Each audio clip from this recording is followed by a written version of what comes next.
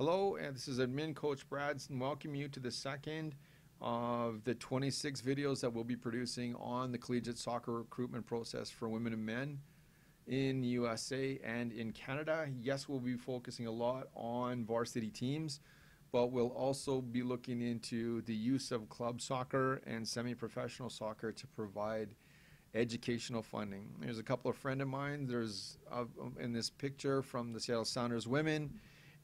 There's been so many people involved in this that we would take all night to thank them all. I guess there's 84 college coaches and so many teams that have contributed to it. So we hope that you can use this information and to better your soccer career. So let's move ahead.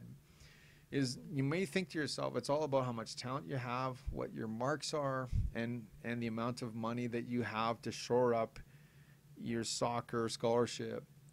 You might even think that, and you'll find this a lot, it's the team that you play for that's going to get you into the eyes of the recruiters. To some extent, that is true, but we found when it comes to the long-term success of the player in college, these were not accurate to just believe that these are the only things, that there's actually things that are more important than the talent or the marks or the money. So with that being said, let's move forward. Here's a group of NCAA coaches watching our players in Redmond, Washington. These coaches are from Central Washington, Seattle Pacific Rollins, Denver, University of Washington, Stanford, etc., etc. If you were to ask them, what is that your number one thing you're looking for in a player? You're not going to get that it's just the superstar. You're going to get something that the answers might be answers that you don't want to hear, that you just think are false. But this is the really important things that they are looking for and that we found, and they're in the level of importance. Number one was the code of conduct of the player. Number two was understanding that you need to merge technical school or trade school with a university degree. That just doing a degree by itself does not necessarily guarantee success when it comes to employment or even in going on to business.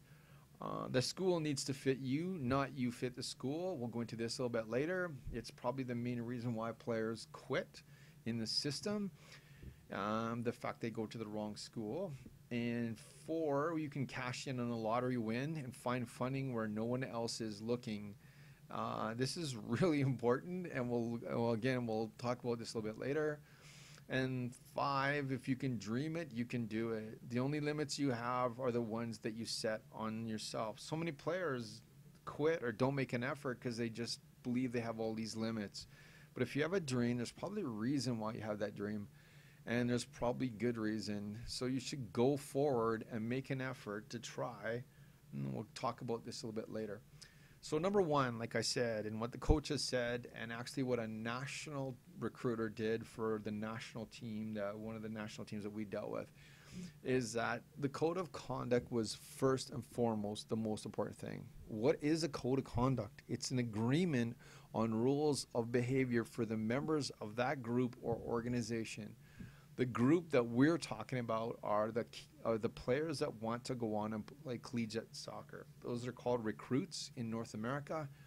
And those recruits need to have personal skills, interpersonal skills, and cognitive skills. These are three skills that made up something called the NCAA Life Skills Program, which came out years and years ago. It wasn't the first organization to come out with. UNICEF was first. And these life skills are actually being used by the National Football League, National Hockey League, and in most of the pro teams throughout the world. The pro teams actually take this and put it into a computerized kind of like printout, and players go through an agenda following those printouts. But essentially what they kind of mean altogether is that the way a person would act is if they were a mature individual, showed a high degree of maturity. And a person that has a high degree of maturity to a college coach is likely to be a better investment than a person who is not really mature. So all you can see, and there's a picture of some of my players here inside of a room. They're all relaxed and they're ready to deal with recruitment staff because they're very, very organized in what they do. A mature person usually is pretty organized.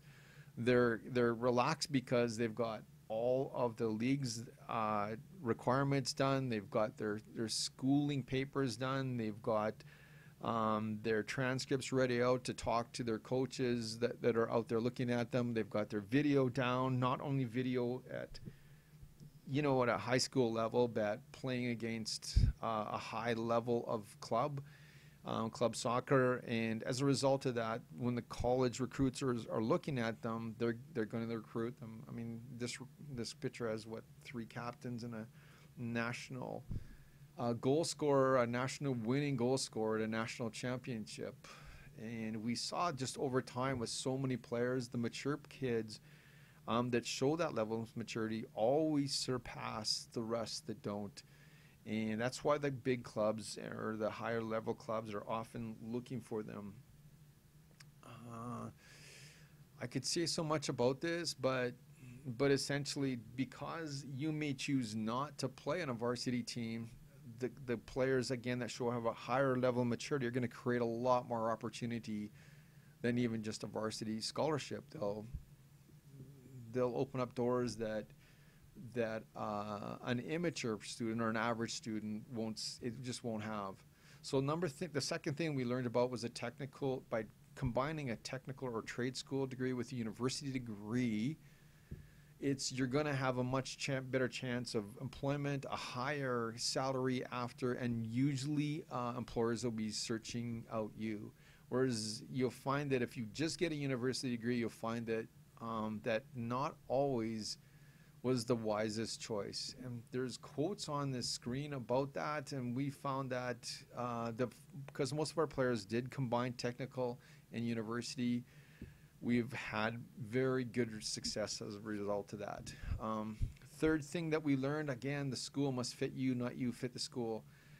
If you have safety issues like with allergies or any type of safety issue with a school, or playing in an area or playing around certain vegetation, whatever, is that you should look at schools that fit you, not going to a school and dealing with that, or dealing with bad learning opportunities or study opportunities, or going to a school that has no openings for you when you finish, like no employment openings. You may look at schools that have really long travel times, which will affect your classes. And again, you may really just want a school that has good or recreational activity above and beyond soccer. If you get all these in line, you're far more likely to finish your degree and graduate. You can cash in on. I put a lottery win here. It's not like going out and like buying a lottery ticket. What it is just finding money, big chunks of money that are sitting in banks that you can get if you position yourself as a mature individual, that it's a good investment of that money. So in other words, you would get a list of money providers and filter out the ones that will provide funding based upon your past experience and the experience that you wish to learn in. Then approach the providers with your ideas. You would have to have a high code of conduct here, and this is not hard to do. But essentially, if you can position yourself that you're in good investment of a chunk of money, then you can access funding that's far greater than even just a scholarship. And we've seen this happen time and time again, and you should seriously think about this, because it can make a major difference in your education and your soccer career both. Like I've said on here before, if you can dream it, you can do it. The only limits that you have are the ones you set on yourself. The limits you set on yourself regarding your soccer ability, the limits you set on yourself regarding your learning abilities. You think you're not a smart individual, you will always be smart in something that you're interested in.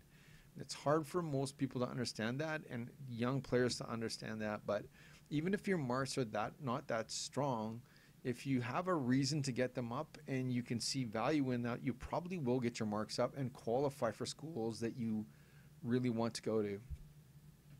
Remember, when it comes to limits, they're only there because you believe them. Regardless of any of the situations you find yourself in life, you can achieve any dream you have as long as you stop listening to those who want to limit you, including yourself. So if a coach tells you, well, you know, you're just not good enough, and you really think you are, don't turn and walk away. Just as one coach, if maybe the best thing to do is just to find out why he thinks or she doesn't think that you're strong enough, and then just increase that ability, usually it's technical ability, until you are strong enough. If there's a dream inside of your head, inside your subconscious that is there, it's probably a reason for it, and there's probably a good reason for it. Don't turn away, because we have seen so many times, we've seen players who are just average players that have gone to very highest heights. Usually it's because they caught on to that code of conduct, they just practiced harder and they got good enough to play there. Same thing when it comes to education or your intelligence and it comes to money.